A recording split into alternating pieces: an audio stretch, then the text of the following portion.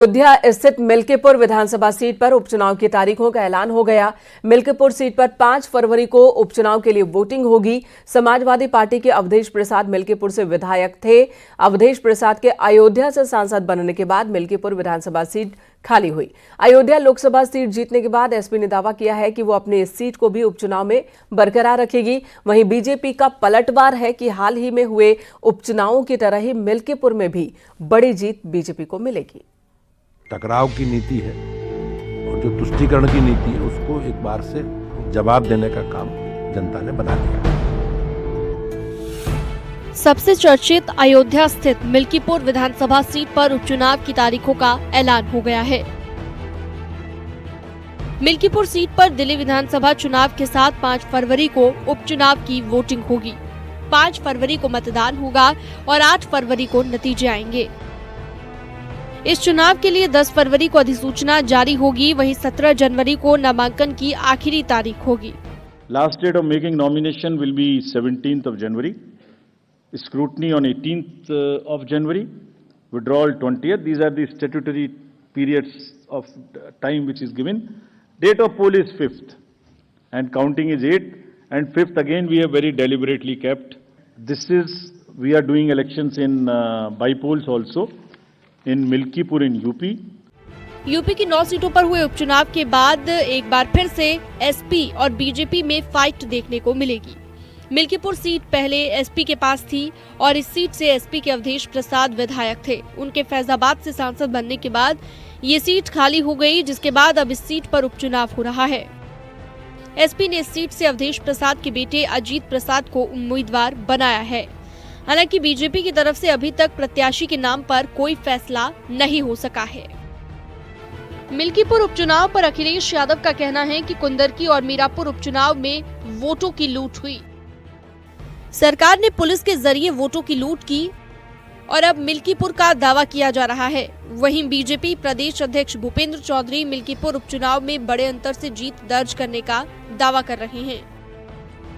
कुंदरकी का जो वोट की लूट हुई, जो पुलिस प्रशासन के माध्यम से वोट पड़वाए गए, जो वीडियो निकले, तस्वीरें आई, उससे आम जनमानस जान गया कि इन्होंने चुनाव नहीं कराया, इन्होंने पुलिस के माध्यम से वोट लूटे हैं।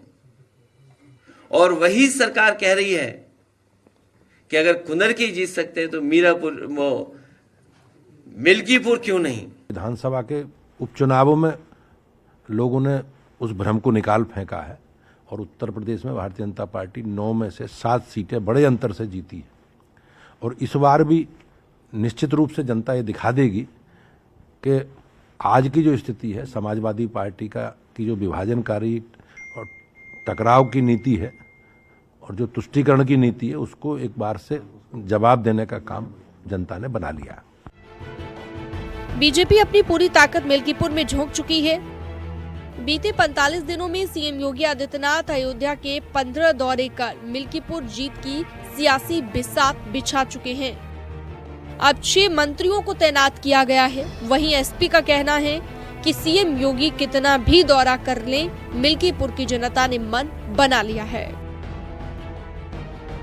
उपचुनाव भारतीय जनता पार्टी जीतने जा रही है। जनता का आशीर्वाद, जनता का समर्थन, सर्व समाज का झुकाव भारतीय जनता पार्टी के साथ है और आप देखेंगे भारतीय जनता पार्टी मिल्कीपुर उपचुनाव एक तरफा जीतेगी। हमारी भी और मेरे बेटे का और तमाम लोग एक दूसरे को बधाई दे रहे हैं। समाजवादी पार्टी के कार्यकर्ता मिठाइयाँ बंट रही हैं कि बहुत अच्छा है और अजीत भैया को और माननीय अखिलेश यादव जी को इतने वोट से यहाँ से जिता देंगे कि 27 में जब विधानसभा का चुनाव होगा तो चुनाव का जीत का रास्ता मिल्कीपुर से बनेगा। अयोध्या वाली सीट पर लोकसभा चुनाव में बीजेपी को एसपी के अवधेश प्रसाद के हाथों हार का सामना करना पड़ा था, जिसके बाद अब मिल्कीपुर सीट बीजेपी के लिए नाक का सवाल बनी हुई है। एसपी को हराकर बीजेपी ये संदेश देना चाहती है कि अयोध्या की जनता अब भी उनके साथ है और पार्टी की पकड़ जमीन पर कमजोर नहीं हुई है। न्यूज़ 18 के लिए ब्यूरो रिपोर्ट।